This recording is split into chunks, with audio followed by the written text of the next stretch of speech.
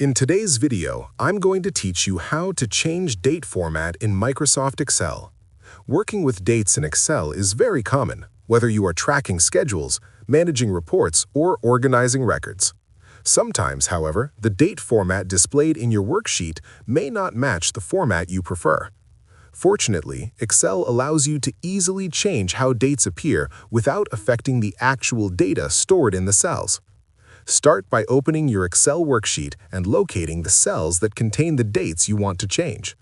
Once you find them, click and drag your mouse to highlight the cells with the dates. Selecting the correct cells first ensures that the formatting change will only apply to the data you want to adjust. After selecting the cells, move your cursor to the Home tab at the top of the Excel window. Within this tab, look for the Numbers section. This area contains several formatting options for numbers, currency, percentages, and dates.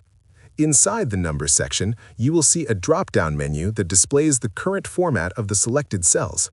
Click this drop-down menu to reveal a list of available formatting styles.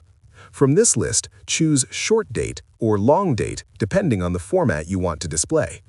Short Date typically shows the date in a compact style, such as month, day, and year, while Long Date displays a more detailed format that may include the full name of the day and month.